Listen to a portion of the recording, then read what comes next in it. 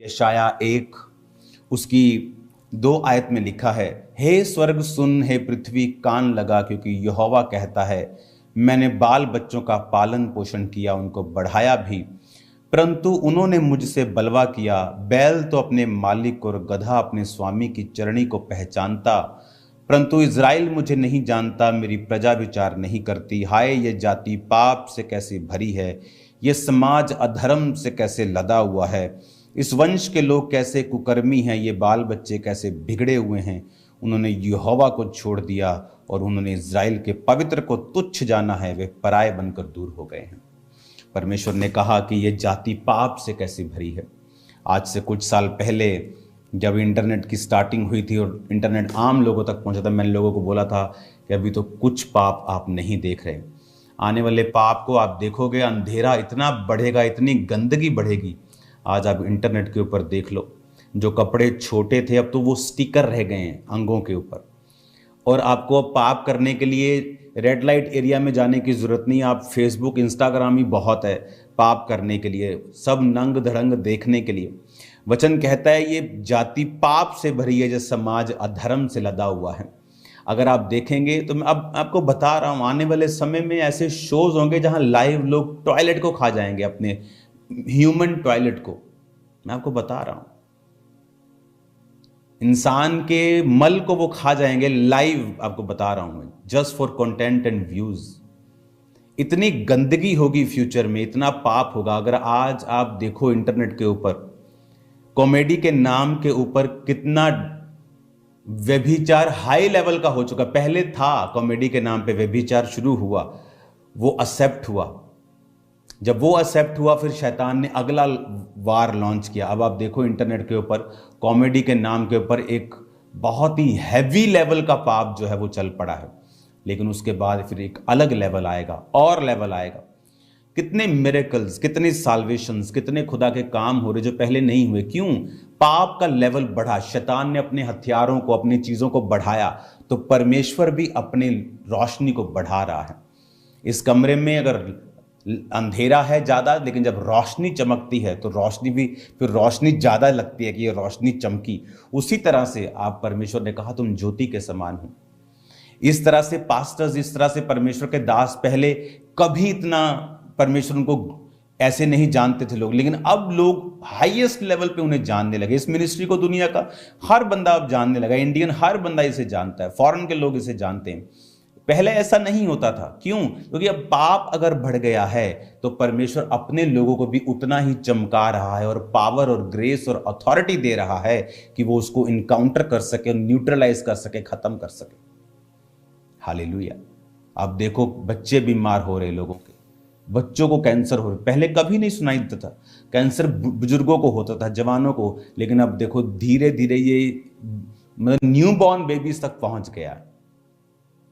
और क्योंकि पाप बढ़ा तो परमेश्वर ने कहा ये समाज अधर्म से लदा हुआ, इस वंश के लोग कैसे कुकर्मी, इनके बाल बच्चे कैसे बिगड़ गए। 5 आयत में लिखा, तुम बलवा करके क्यों अधिक मार खाना चाहते हो, तुम्हारा सिर घावों से भर गया, तुम्हारा हृदय दुखों से भरा है। यशाया भविष्यद्वक्ता, ये बाइबल की स्टडी में नहीं लिखा, लेकिन अगर आप इजरायली इतिहास को पढ़ते हैं तो उसमें आपको लिखा मिलता है कि जो यशाया भविष्यद्वक्ता था वो 2 फाड़ कर दिया गया था और राजा मनश्शे के द्वारा मरवा दिया गया था। उसको 2 फाड़ कर दिया गया था और राजा मनश्शे के द्वारा उसे मरवा दिया गया था। अगर आप इजराइल की हिस्ट्री देखें तो परमेश्वर चाहता नहीं था इनका राजा हो। परमेश्वर चाहता था कि मैं अपनी आत्मा से तुम्हें अगुवाई करूं, न्यायी लोग, आत्मा से भरे हुए लोग तुम्हारी अगुवाई करें। लेकिन हमारे इजरायली लोग कहते नहीं, जिस तरह से दूसरी जातियों के पास राजा होता है वो और वो उनकी अगुवाई करता है, हमें भी उनके जैसा बनना है।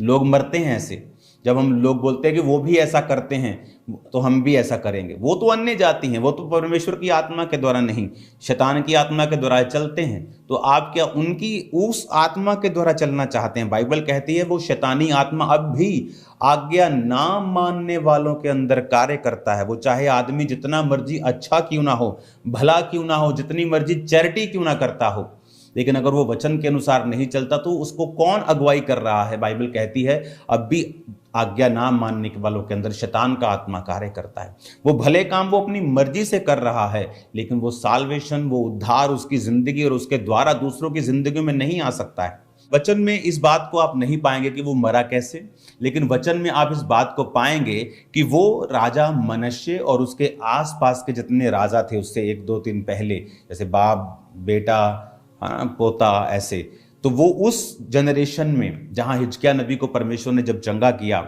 उसके बाद उसका बेटा मनश्शे, फिर उसका बेटा, आप इस लिनेज को देखेंगे तो यशायाह को उसी ने मरवाया था 2 पार्ट करके, और भी व्यक्तियों को जो धर्मी थे मनश्शे ने मरवा दिया था। तो परमेश्वर चाहता नहीं था कि राजा हो इजराइल के, वो चाहता था कि न्यायी लोग राज्य करे। गिदोन आत्मा से भरा हुआ अगुवाई करे। गिदोन चला गया अपनी उम्र भोग के, अब सैमसंग, अब ये, अब वो, सब धार्मिक लोग इसकी अगुवाई कर, लेकिन कहते नहीं हमें उनके जैसा बनना है। तो परमेश्वर नाराज हुआ और परमेश्वर ने कहा मैं तुम्हें राजा तो दूंगा, लेकिन वो तुमसे रथ जुतवाएगा, तुम्हारी जमीनों को ले लेगा, तुमसे टैक्स लेगा। अब ये तुम रिवर्स नहीं कर पाओगे, ये रिवर्सेबल नहीं होगा।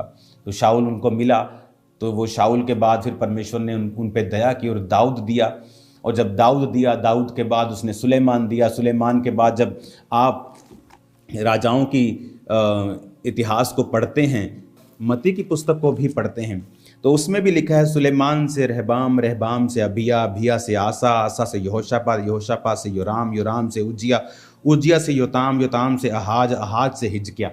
तो इसमें भी राजाओं का जिक्र है कि कौन कौन उसके बाद जिसने राज्य किया, उनमें सबका जिक्र है। लेकिन अगर आप इसे देखेंगे तो बाइबल कहती है, जब हम मत्ती 1:17 पढ़ते हैं, अब्राहम से दाऊद तक 14 पीढ़ी, दाऊद से बेबीलोन को बंदी होकर पहुंचाए जाने तक 14 पीढ़ी। तो दाऊद से पहले राजा था शाऊल। तो आप इमेजिन करो, शाऊल, दाऊद, दाऊद के बाद है ना सुलेमान, उसके बाद रहबाम, अबिया, अबिया से आसा, ये लोग राजा हुए। मैं आपको ये क्यों बता रहा हूं, इसका रीजन है, परमेश्वर, बाइबल कहती वो पाप करते गए, मूर्ति पूजा करते गए, व्यभिचार करते गए, हर तरह का वो गुनाह करते गए। और परमेश्वर क्या करता था? जब वो गुनाह करते थे, दुश्मनों को हावी कर देता था। वो राजा जो बड़े बड़े इजराइल से हार जाते थे जब परमेश्वर उनके संग होता था, और जब ये फिर लोग भूल जाते थे परमेश्वर को, आदमी भूल जाता प्रभु को, जब उसको सारी ब्लेसिंग्स मिल जाती, उसे वो क्लाउड एक दुनिया का कवर कर लेता, उसे लगता है कि ये मेरी वजह से है, ये ऐसा हो सकता है, इत्तेफाक हो सकता है। तो वो जब बिगड़ जाते थे, परमेश्वर एक कमज़ोर सा, एक टुच्चू सा राजा उठाता था और वो इजराइल पे कब्जा कर लेता था। इजरायली रोते थे, दुखी होते थे, परमेश्वर फिर अपने लोगों को उठाता था, फिर उन्हें खड़ा करता था, फिर वो राजे बिगड़ जाते थे, परमेश्वर फिर उन्हें मारता था। तो कुछ देर तक परमेश्वर सहन करता गया। आपको अपने बच्चे को सिखाते हैं, आप उसे डांट लगाते हैं, छड़ी लगाते हैं, लेकिन जब आप देखते हैं कि ये पैटर्न बन गया, ये सुधरते ही नहीं, फिर आप एक बड़ी मार के लिए उन्हें तैयार करते हैं। यशायाह भविष्यद्वक्ता, मैं आपको बताना चाहता हूं, जब जब बाइबल में किसी खास परमेश्वर के चुने हुए जन के ऊपर लोगों ने अटैक किया है और उन्हें मारा है, या उन्हें डिस्ट्रॉय करने की कोशिश की है, या उन्हें परसिक्यूट किया है, परमेश्वर ने वहां पर कहा अब बस, मैंने तुम्हारा व्यभिचार, मैंने तुम्हारी मूर्ति पूजा, मैंने सब कुछ सहा, तुम्हें सजा दी, फिर तुम्हें माफ किया। लेकिन जब मनश्शे ने यशायाह को मरवा दिया, तब परमेश्वर ने कहा बस, अब बस, दैट्स इट। और उसके बाद क्या हुआ?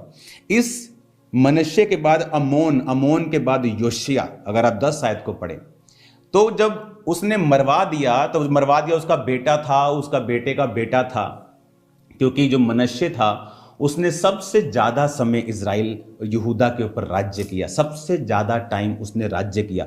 वो सबसे निकम्मे राजाओं में से एक था। उसने मूर्ति पूजा करवाई, उसने बलियां दी अपने बच्चों की, उसने इकोनॉमी के लिए कि लोग आएंगे, इकोनॉमी हम ये भी खोल दें, हम ये भी खोल दें, इकोनॉमी के लिए उसने बड़े पंगे किए कि मेरी इकोनॉमी जो है वो स्ट्रांग हो जाए। सब लोगों को साथ लेने की कोशिश की, सब चीज़ें करने की कोशिश की। उसने अगर आप उनकी हिस्ट्री पढ़ेंगे तो ऐसे उनमें कुरीतियां थी कि वो अपने अपने अपने धार्मिक प्लेसेस के अंदर जाकर व्यभिचार करते थे, आदमी और औरत। उनके ये रिचुअल था, उनके रीति रिवाज का एक पार्ट था। तो उसने फिर वो स्टार्ट किया, जो उसके पिता ने बंद करवा दिया था उसने सब स्टार्ट कर दिया। और उसने फिर यशाया को मरवाया। जब उसने यशाया को मरवा दिया, परमेश्वर ने कहा बस।